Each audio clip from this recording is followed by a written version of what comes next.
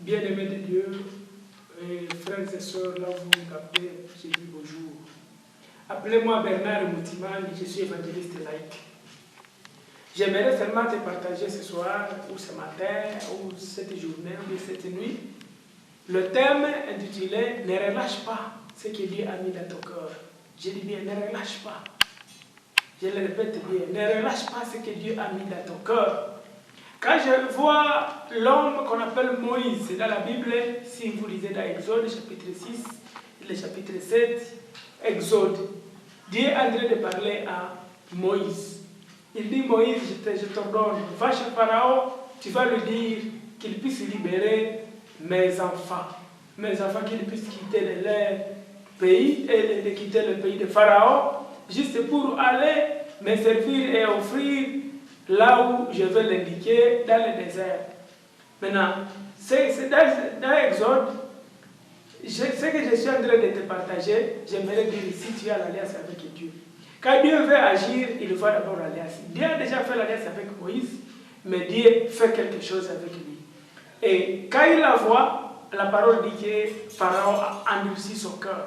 Mais Dieu a parlé. Comme il a déjà envoyé, il t'a envoyé, il t'a déjà promis, il va réaliser. Dieu ne relâche pas. Je te dis aussi de ne pas relâcher. Il t'a promis qu'un jour tu seras millionnaire, ne relâche pas. Il t'a promis qu'un jour tu seras marié, ne relâche pas. Il t'a parlé qu'un jour tu vas être, je ne sais pas, pasteur, révérend, je ne sais pas, tu vas être animation internationale, ne relâche pas. Pourquoi? Dieu va se souvenir de ce qu'il a dit à toi. Tu as déjà créé à Christ un jour, donc tu es son serviteur. Tu es une nouvelle créature. Tu es ambassadeur. Maintenant, quand tu vas chaque fois aller pour atteindre ce que Dieu t'a mis à cœur, tu vas te retrouver devant ces choses. Dieu va toujours t'accompagner. C'est celui qui a la valeur supérieure. Et souvent, tu vas te rencontrer avec des orgueilleux. Et les orgueilleux bloquent souvent les gens. Et les orgueilleux découragent les gens. Mais moi je vais te dire, comme chez Pharaon, Pharaon avait bloqué, Pharaon avait l'orgueil, il avait l'orgueil et il bloquait souvent Moïse. Mais Moïse comprenait le langage de Dieu. Je vais te dire, Dieu a un langage contraire avec les hommes. Et Dieu aussi a sa manière d'agir contraire aux hommes. Et comme Dieu a sa manière d'agir, avant que tu sois là où il veut t'amener, tu vas passer dans des choses qui semblent compliquées chez toi. Mais je te dis, ne relâche pas. Quand je vois dans Jérémie chapitre 18, c'est Dieu qui est en train de dire, va chez le potier, tu vas voir ce qu'il va se passer. Moi, je vais t'enseigner à partir de là. Dieu a besoin de te donner une forme, mais avant d'atteindre cette forme-là, il y a quelque chose qui va s'opérer.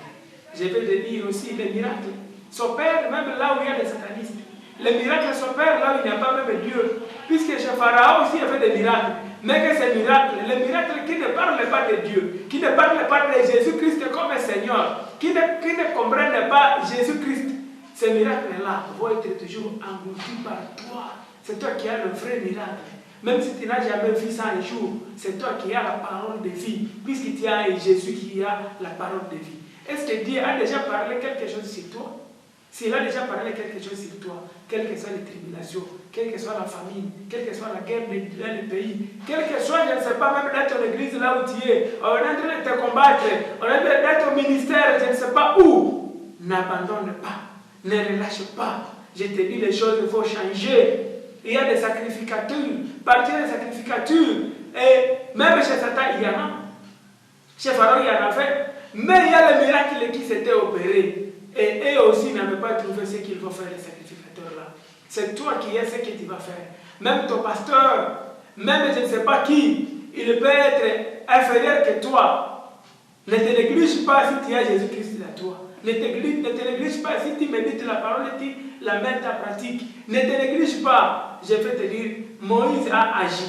Mais il faut agir en ordre.